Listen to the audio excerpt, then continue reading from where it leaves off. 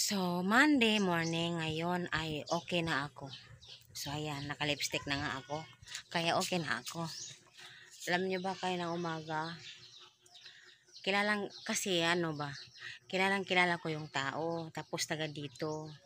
Tapos, 8 o'clock ata yun. Biglang may nagkaano sila, parang nagkagulo. May tao palang natumba at nawala ng malay. Tapos, namatay talaga dahil daw sa high blood ata, Kel. Hindi kasi siguro yun nag-maintenance, hindi ko alam, basta yun. So ayan, kanina talaga yung dong ngayon dong ba? Yung bang ano nag-anxiety at nagpa-panic attack ako, nag-nervous ako. Yung nararamdaman ko noon everyday, halos everyday for ilang taon din yun. Tapos alam niyo ba yung nag-start na akong magpalpitate, nalalamig na yung mga kamay, paa. Yung palpitation ko ang lakas na, tapos nagduduwal na ako. Duwal na ako ng duwal. As in, si Christine sunod ng sunod sa akin kasi hindi ako mapakali. Hindi ako makaupo. Ano ako, lakad ng lakad. As in, uminom na ako ng Inderal, yung pampakalma sa puso, yung pampakalma ng palpitation kasi yun ang resita ng doktor sa akin noon. Uminom na ako. Nina, para akong naluluka. Gusto kong umiyak. Pag makarinig ako ng mga salita-salita tungkol sa nangyayari, gusto kong hindi makinig, gusto kong yung tainga ko, gusto kong sakpan. Yung grabe na maiyak ako sa duwal ako ng duwal. Grabe ang palpitation, yung pawis ko, yung paghinga ko.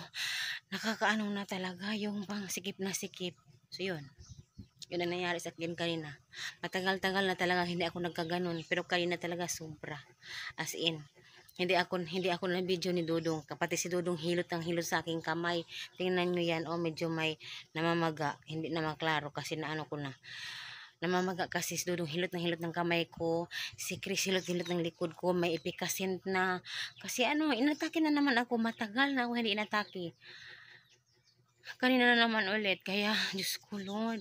Kaya ako ngayon nandito sa bahay. Pumunta ako ng sandali doon sa trabaho. Sinamahan ako ni Chris, tapos umuwi kami agad. Tapos kung maglinis, tapos magpakain ng mga animals.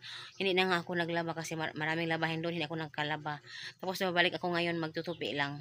Kasi sobrang hindi ako okay kanina.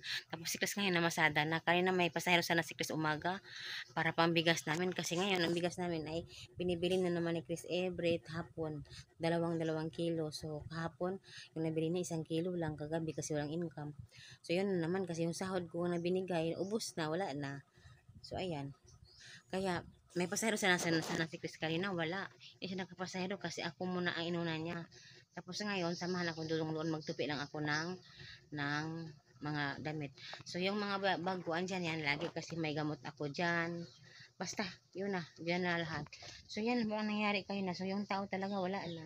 At close po naman namin yun. Lagi yung pumunta dito sa amin para simula namatay nanay ko, ganito na ang nararamdaman ko. Ganito na talaga ako pag may mamatay na tao na kilala ko or ka-close ko. Ganito talaga ang maramdaman ko. Kaya pinipilit kong labanan. Oh Lord, grabe yung naramdaman ko ganyan na hindi talaga siya okay. Sobrang stressful. So yan, uminom ako ng amlodipine sa high blood kasi parang hindi maganda din ang pakiramdam ko sa aking ulo kanina. So ayan na lang po. Para daw